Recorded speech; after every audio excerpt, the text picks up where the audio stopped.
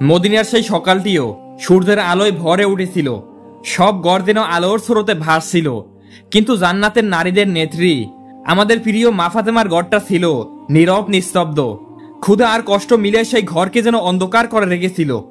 ফজরের নামাজের পরে হযরত ফাতেমা রাদিয়াল্লাহু তাআলা আনহা নামাজ শেষ করে দুই হাত তুলে আল্লাহর দরবারে করুণ কণ্ঠে বললেন, হে আল্লাহ, 3 দিন হয়ে গেল আমার চুলায় আগুন জ্বলেনি। আমার সন্তানেরা ক্ষুধায় কাতর হয়ে পড়েছে। হে আমার রব, ওরা কান্না করছে। ওদের কান্না আমি আর সহ্য করতে পারছি না। হে রিজিক দাতা, তুমি আমাদেরকে রিজিক দাও। আমার সন্তানদের কষ্ট সহ্য করার শক্তি দাও। এত কষ্টের মধ্যেও তার অন্তরে কোনো অভিযোগ ছিল না, ছিল না অভিমান, হতাশা বা বিরক্তি, বরং ছিল নির্ভরতা ও তাকওয়ার অটল ধৈর্য। তারপর ধীরে ধীরে এগিয়ে গেলেন হযরত আলী রাদিয়াল্লাহু তাআলা আনহু এর কাছে। তিনি বলে উঠলেন, হে আমার প্রিয় স্বামী, আপনি তো জানেন আজ 3 দিন আমার চুলায় কোনো আগুন জ্বলেনি, কোনো রুটি রুজির ব্যবস্থা হয়নি, এমনকি একটি খেজুরও ঘরে নেই। আপনি একটু খাবারের ব্যবস্থা করুন। এই কথা শুনে হযরত আলী রাদিয়াল্লাহু তাআলা আনহু এর চোখ ভিজে গেল। তিনি কিছুই বলতে পারলেন না, শুধু মাথা নিচু করে রাখলেন, আর চোখের কোণ বেয়ে অশ্রু মাটিতে ঝরে পড়ল। অতঃপর নিঃশব্দে বেরিয়ে গেলেন কাজের খোঁজে। আরবের সূর্য যেন আকাশ থেকে আগুন ছুটছিল। রোদের তাপে জমিন ফেটে যাচ্ছিল। কোথাও কোনো ছায়া নেই, কোথাও কোনো পানি নেই। শুকনো গাছগুলো কাঠ হয়ে দাঁড়িয়ে আছে। হযরত আলী রাদিয়াল্লাহু তাআলা আনহু ক্লান্ত শরীরে সেই মরা গাছের নিচে কিছুক্ষণ বসে বিশ্রাম নিতে লাগলেন। এদিকে ঘরের ভিতর ছোট্ট শিশু হযরত হাসান ও হোসেনের ক্ষুধার্ত কান্নার আওয়াজ শুনে হযরত ফাতেমা রাদিয়াল্লাহু তাআলা আনহা তাড়াতাড়ি তাদের কাছে ছুটে গেলেন। দুজন শিশু মুখ তুলে বললেন, আম্মাজান, আজ 3 দিন হয়ে গেল আমরা কিছুই খাইনি, আমাদের কিছু একটা খেতে দিন। আল্লাহর কসম করে বলছি, আমরা সহ্য করতে পারছি না। সন্তানদের মুখে এই কথা শুনে মা ফাতেমার চোখ জলে ভিজে গেল, হৃদয়ে হাহাকার। তবু তিনি মমতা ভরা মুখে হাসি ধরে রেখে বললেন, বাবা, আর একটু ধৈর্য ধরো। তোমার আব্বাজান খাবারের খোঁজে গিয়েছেন, ইনশাআল্লাহ তিনি কিছু নিয়েই ফিরবেন। আমরা কখনোই একা নয়, আল্লাহ আমাদের সাথে আছেন। অন্যদিকে হযরত আলী রাদিয়াল্লাহু তাআলা আনহু সেই শুকনো গাছের নিচে বসে ভাবছিলেন এবং তার মনে বারবার ভেসে আসছিল হাসান হোসেনের ক্ষুধার্ত মুখ আর ফাতেমার বেজা চোখ। তিনি মনে মনে ভাবছিলেন, ঘরে যদি কয়েকটা খেজুর থাকতো তাহলে ওদের ক্ষুধা তো মিটত, ওদের কান্না তো থামতো। কিন্তু গাছগুলো শুকিয়ে গেছে, এখন তো তাও হবে না। চোখের পানি থামাতে পারলেন না। চোখের পানি থামাতে না পেরে আবারও সামনের দিকে এগিয়ে গেলেন। একটুখানি খাবারের আশায় হাঁটতে লাগলেন। কিছুক্ষণ পর একটি ইহুদির বাড়িতে এসে খুব নম্রভাবে বললেন, হে প্রিয় ভাই, আপনি কি কিছু টাকা ধার দিতে পারবেন? আমি কাজ করে শোধ করে দিব। আমার পরিবার ক্ষুধার্ত, 3 দিন হলো চুলায় কোনো আগুন জ্বলেনি। ইহুদি বললেন, হে আলী, আমার কাছে টাকা নেই, বরং তুমি অন্য কারো কাছে যাও। হযরত আলী রাদিয়াল্লাহু তাআলা আনহু ব্যথা ভরা মন নিয়ে ধীরে ধীরে বাড়ির দিকে ফিরতে লাগলেন। মধ্য আকাশে তখন সূর্য প্রকট তেজে জ্বলছিল। সেই রোদের তাপে আরবের মাটি যেন দগ্ধ হচ্ছিল। রোদের তাপে চারদিক যেন পুরে ছাই হয়ে যাচ্ছিল। এদিকে হযরত ফাতেমা রাদিয়াল্লাহু তাআলা আনহা টানা 3 দিন অনাহারে থাকার কারণে এতটাই দুর্বল হয়ে পড়েছিলেন যে ঠিকমতো উঠে দাঁড়াতেও পারছিল না। তবু তার করুণ নয়ন দরজার দিকে চেয়েছিলেন প্রিয় স্বামী হযরত আলীর ফেরার আশায়। কিছুক্ষণ পরে হযরত আলী রাদিয়াল্লাহু তাআলা আনহু ক্লান্ত পায়ে ঘরে ঢুকলেন। সাথে সাথে ছোট হাসান ও হোসেন রাদিয়াল্লাহু তাআলা আনহু দৌড়ে এসে আব্বাজানের গলা জড়িয়ে ধরল। উচ্ছ্বাসে বলে উঠল, আব্বাজান, আমাদের জন্য কি এনেছেন? আমরা সকাল থেকে আপনার পথ পানে চেয়ে আছি, আজ আমরা পেট ভরে খাবো, তাই না? এই কথাগুলো শুনে হযরত আলী রাদিয়াল্লাহু তাআলা আনহুর গলা ধরে এলো। তিনি কিছুই বলার শক্তি পেলেন না, শুধু কাপা কণ্ঠে বললেন, বাবা, আর একটু ধৈর্য ধরো। চোখের জল যেন তার কণ্ঠ আটকে রেখেছিল। তারপরে বেজা চোখে হযরত ফাতেমার কাছে গিয়ে বললেন, হে ফাতেমা, আমি অনেক চেষ্টা করেছি, কিন্তু কোথাও কোনো খাবারের ব্যবস্থা করতে পারিনি। ফাতেমা রাদিয়াল্লাহু তাআলা আনহা ধৈর্যের পরিচয় দিয়ে বললেন, হে আমার প্রাণের স্বামী, আপনি চিন্তা করবেন না, রিজিকের মালিক আল্লাহ, তিনি নিশ্চয়ই আমাদেরকে দেখছেন। আপনি আব্বাজান আমাদের প্রিয় রাসূল সাল্লাল্লাহু আলাইহি ওয়াসাল্লামের কাছে যান, হয়তো তিনি এর কিছু ব্যবস্থা করে দিতে পারবেন। হযরত আলী রাদিয়াল্লাহু তাআলা আনহু আর এক মুহূর্ত দেরি করলেন না, সাথে সাথেই প্রিয় নবীজির দরবারে রওনা হলেন। যখন হযরত আলী বেরিয়ে গেল তখন ফাতেমা রাদিয়াল্লাহু তাআলা আনহু আর নিজেকে সামলাতে পারলেন না। চোখের পানি ছেড়ে দিয়ে কান্না ভেজা কণ্ঠে আল্লাহর দরবারে হাত তুলে বললেন, হে আল্লাহ, তুমি সব কিছুর মালিক। আমাদের এই ক্ষুধা নিবারণের জন্য তুমি যথেষ্ট। তোমার কাছে কোনো কিছুরই অভাব নেই। আমার সন্তানদের ক্ষুধা তুমি দূর করে দাও। এই কান্না এতটা গভীর ছিল, এতটা যন্ত্রণার ছিল যে আকাশ পর্যন্ত কেঁপে উঠেছিল। ফেরেশতারাও সেই কান্নার আওয়াজ শুনে কেঁদে ফেলল। ফেরেশতারা আল্লাহর দরবারে সেজদায় লুটিয়ে পড়ে বললেন, হে আমার রব, আজ তোমার প্রিয় নবীর পরিবার ক্ষুধার্ত, তাদের শিশু সন্তানেরা কাঁদছে। এই কান্না আমরা সহ্য করতে পারছি না। তখন আল্লাহ রাব্বুল আলামিন হযরত জিবরাইল আলাইহিস সালামকে নির্দেশ দিলেন, হে জিবরাইল, তুমি যাও, আমার হাবিব, আমার প্রিয় রাসূল সাল্লাল্লাহু আলাইহি ওয়াসাল্লামকে সুসংবাদ দাও যে আল্লাহ বলেছেন তাদের এই কষ্ট কেবল কিছুক্ষণের জন্যই। আর আমার প্রিয় হাবিবকে বলে দিও, তার দৃষ্টি যেদিকে যাবে সেদিক থেকেই খাবারের ব্যবস্থা হয়ে যাবে। এই নির্দেশ পাওয়ার সাথে সাথে হযরত জিবরাইল আলাইহিস সালাম দ্রুত হযরত মুহাম্মদ সাল্লাল্লাহু আলাইহি ওয়াসাল্লামের দিকে রওনা হলেন। সেই সময় প্রিয় নবীজি সাহাবীদের নিয়ে বসেছিলেন, কিন্তু যেন অদৃশ্যভাবে মা ফাতেমার কষ্ট তিনি অনুভব করছিলেন। তার চোখে এক গভীর ব্যাকুলতার ছায়া স্পষ্টভাবে ফুটে উঠেছিল। কেউ কিছু বলার আগেই তিনি ধীরে ধীরে ফাতেমার ঘরের দিকে যাওয়ার জন্য উঠে দাঁড়ালেন। ঠিক তখনই হযরত জিবরাইল আলাইহিস সালাম সেখানে এসে হাজির হলেন এবং সালাম দিয়ে বললেন, ইয়া রাসূলুল্লাহ, আপনাকে খুবই চিন্তিত দেখাচ্ছে, কিন্তু এই চিন্তার কোনো কারণ নেই। আপনি যেদিকে তাকাবেন সেদিকেই আল্লাহর রহমত নেমে আসবে। এরপরে তিনি সমস্ত সুসংবাদ নবীজিকে জানিয়ে দিলেন। সব কথা বলে হযরত জিবরাইল আলাইহিস সালাম সেখান থেকে বিদায় নিলেন। অন্যদিকে হযরত ফাতেমা রাদিয়াল্লাহু তাআলা আনহা ঘরে ফিরে গিয়ে দেখলেন ছোট্ট হাসান ও হোসেন ক্ষুধার্ত অবস্থায় কাঁদতে কাঁদতে ঘুমিয়ে পড়েছে। তাদের এই অবস্থা দেখে তিনি সন্তানদের মাথায় হাত বুলিয়ে দিয়ে নিঃশব্দে কেঁদে উঠলেন এবং বললেন, হে আমার প্রিয় রব, আমার সন্তানেরা ক্ষুধায় ক্লান্ত, কিন্তু আমি তবুও তোমার উপরই ভরসা করি। এদিকে প্রিয় নবীজি সাল্লাল্লাহু আলাইহি ওয়াসাল্লাম আবারও মা ফাতেমার ঘরের দিকে রওনা হলেন। ঠিক সেই সময় হযরত আলী রাদিয়াল্লাহু তাআলা আনহু সেখানে এসে উপস্থিত হলেন এবং সালাম দিয়ে বললেন, ইয়া রাসূলুল্লাহ, আমি আজ খুবই চিন্তিত। ফাতেমা এবং হাসান হোসেন ক্ষুধায় কাতর। 3 দিন ধরে আমার চুলায় কোনো আগুন জ্বলেনি। চারদিকে এতটাই অভাব যে কোথাও খাবার তো দূরের কথা, পানি পর্যন্ত নেই। আমি কোনো ব্যবস্থা করতেও পারিনি। ইয়া রাসূলুল্লাহ, আপনি কিছু একটা করুন। তখন প্রিয় নবীজি সান্ত্বনা সুরে বললেন, হে আলী, এখান থেকে কিছুটা দূরে একটি খেজুর গাছ আছে, সেখানে তুমি চলে যাও, ইনশাআল্লাহ তোমার খাবারের ব্যবস্থা হয়ে যাবে। এই কথা শুনে হযরত আলী রাদিয়াল্লাহু তাআলা আনহু কোনো দেরি না করে সেদিকে রওনা হলেন। কিছুক্ষণ পর সেখানে পৌঁছে দেখলেন সেটি একটি মরা খেজুর গাছ। এই দৃশ্য দেখে হযরত আলীর মন ভেঙে গেল। দুঃখে অভিমানে আবারও ফিরে এসে বললেন, ইয়া রাসূলুল্লাহ, ওটা তো মরা গাছ। তখন প্রিয় নবীজি সাল্লাল্লাহু আলাইহি ওয়াসাল্লাম সান্ত্বনাময় কণ্ঠে বললেন, হে আলী, তুমি গিয়ে ওই গাছকে বলবে আখিরি নবী তোমাকে পাঠিয়েছেন। হযরত আলী রাদিয়াল্লাহু তাআলা আনহু আবারও সেই মরা খেজুর গাছের কাছে চলে গেলেন এবং কান্না ভেজা কণ্ঠে বললেন, হে খেজুর গাছ, আমাকে দোজাহানের বাদশা আখিরি নবী হযরত মুহাম্মদ সাল্লাল্লাহু আলাইহি ওয়াসাল্লাম পাঠিয়েছেন। হযরত ফাতেমা আর হাসান হোসেন 3 দিন ধরে অনাহারে আছে। তুমি কিভাবে এই কষ্ট সহ্য করবে? আল্লাহর হুকুম আর প্রিয় নবীর আদেশে আমাকে খালি হাতে ফিরিয়ে দিও না। এই কথা শেষ না হতেই আশ্চর্য একটি ঘটনা ঘটল। যে গাছের কাণ্ডে প্রাণের কোনো চিহ্ন ছিল না, সেই মরা খেজুর গাছ থেকে ঝরতে শুরু করলো তাজা নরম সুবাসিত জান্নাতি খেজুর। এত বেশি খেজুর পড়তে লাগলো যে হযরত আলী রাদিয়াল্লাহু তাআলা আনহু বিস্ময় তাকিয়ে রইলেন। মনে মনে বললেন, মরা গাছ থেকে এত তাজা খেজুর কিভাবে সম্ভব? তিনি অনেকগুলো খেজুর কুড়িয়ে নিয়ে আনন্দভরা মন নিয়ে নবীর দরবারে এলেন এবং সালাম দিয়ে বললেন, ইয়া রাসূলুল্লাহ, ওই মরা খেজুর গাছ কিভাবে এত তাজা খেজুর দিল? নিশ্চয়ই এটা আল্লাহর রহমত। নবীজি সাল্লাল্লাহু আলাইহি ওয়াসাল্লাম মৃদু হেসে বললেন, হে আলী, তুমি খেজুর তোলা বন্ধ করে দিলে কেন? যদি বন্ধ না করতে তাহলে কিয়ামত পর্যন্ত ওই খেজুর গাছ খেজুর দিতেই থাকতো। এরপর হযরত আলী রাদিয়াল্লাহু তাআলা আনহু খেজুর নিয়ে ঘরের পথে রওনা হলেন। পথে তার সাথে দেখা হলো আবু জাহেলের সাথে। আবু জাহেল অবাক হয়ে বললেন, হে আলী, এই তাজা খেজুর তুমি কোথায় পেলে? এখন তো চারদিকে সব গাছ শুকিয়ে মরে গিয়েছে।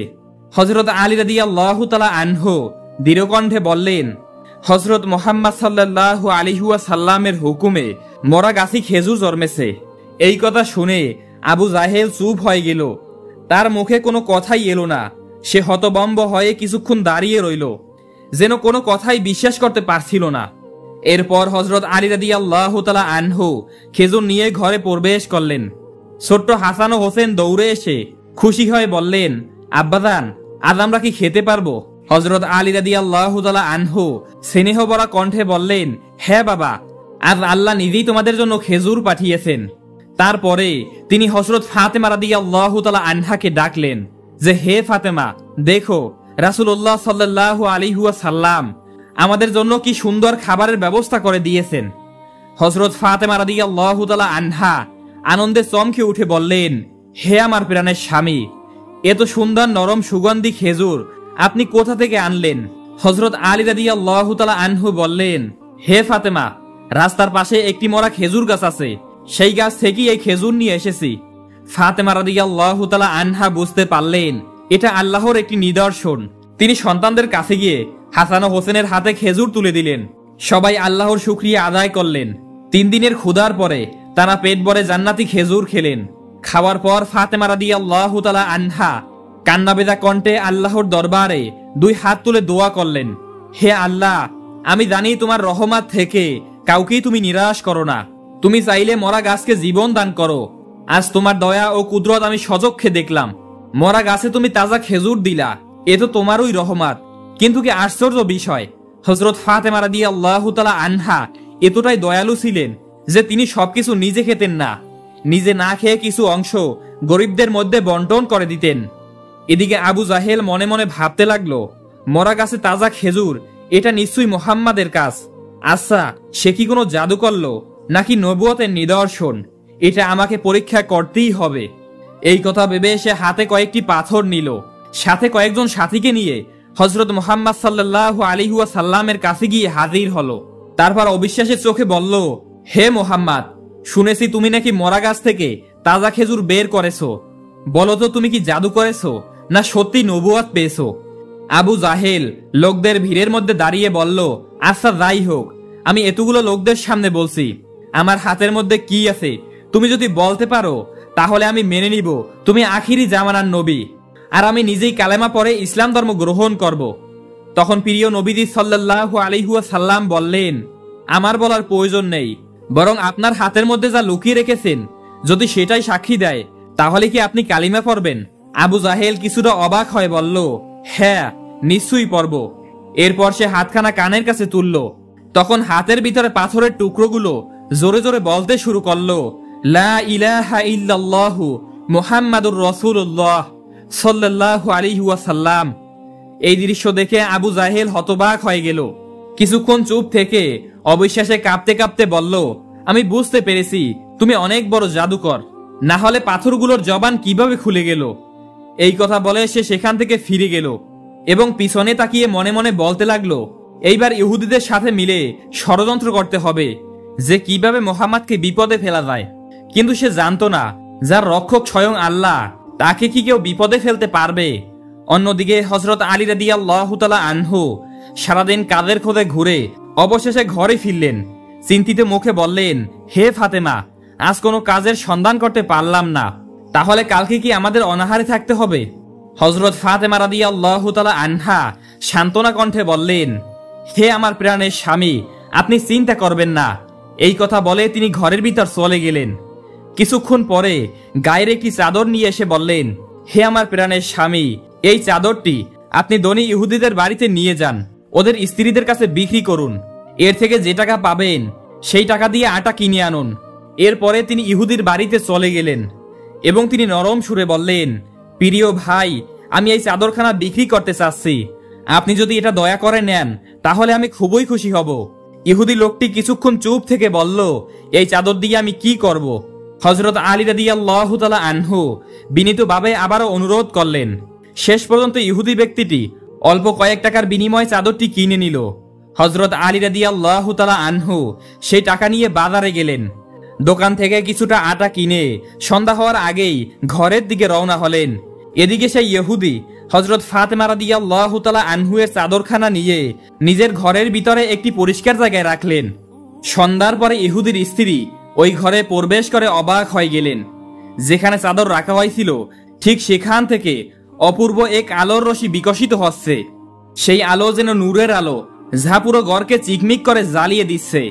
এই দৃশ্য দেখে ইহুদির স্ত্রী অবাক হয়ে গেলেন। তিনি আর দেরি না করে তাড়াতাড়ি করে স্বামীর কাছে এসে বললেন, আপনি বলুন তো, ঘরের ওই স্থানে কি রেখেছেন? ইহুদি বললেন, একখানা চাদর রেখেছি। স্ত্রী প্রশ্ন করলেন, ওই চাদর কোথা থেকে এনেছেন এবং কার কাছ থেকে এনেছেন? ইহুদি বলল, হযরত আলীর কাছ থেকে কিনেছি। তখন ইহুদির স্ত্রী বলল, যে নারীর চাদর থেকে এত পবিত্র নূরের আলো বের হয়, তিনি কোনো সাধারণ নারী নয়, নিশ্চয়ই তিনি আল্লাহর প্রিয় বান্দি। আমার বিশ্বাস মুহাম্মদ সাল্লাল্লাহু আলাইহি ওয়াসাল্লাম সত্য শেষ নবী এবং হযরত ফাতেমা রাদিয়াল্লাহু তাআলা আনহা তার যোগ্য কন্যা। এই চাদর আমাদের মতো অযোগ্য লোকদের কাছে রাখা উচিত হবে না। আপনি এখনই গিয়ে চাদর ফিরিয়ে দিন। একথা শুনে ইহুদি সেই ঘরে গিয়ে দেখল, সত্যি চাদর থেকে একটি আশ্চর্য আলো ছড়াচ্ছে, যা কোনো সাধারণ আলো ছিল না, এজন্য নূরের আলো। এই দৃশ্য দেখে তার মনে ভয়ের সঞ্চয় হলো। স্ত্রীর কথার প্রতিবাদ না করে বলল, চলো আমরা হযরত আলীর বাড়িতে গিয়ে চাদর দিয়ে আসি। তারপর তারা স্বামী স্ত্রী মিলে হযরত আলীর বাড়ির দিকে রওনা হলেন। তারা কিছুক্ষণ পরে হযরত আলীর ঘরে এসে উপস্থিত হলেন এবং দেখলেন হযরত ফাতেমা রাদিয়াল্লাহু তাআলা আনহা রুটি বানাচ্ছেন এবং হযরত আলী রাদিয়াল্লাহু তাআলা আনহু দুই শিশু ইমাম হাসান হোসেনের পাশে বসে আছেন। তাদের দেখে হযরত আলী রাদিয়াল্লাহু তাআলা আনহু অবাক হয়ে জিজ্ঞাসা করলেন, প্রিয় ভাই, হঠাৎ করে আপনি আমার বাড়িতে কেন এসেছেন? যাক, আপনাকে দেখে আমি খুবই খুশি হলাম। এই কথা বলার সাথে সাথে ইহুদি মাথা নিচু করে বলল, হে আলী, আমাকে তুমি ক্ষমা করে দাও।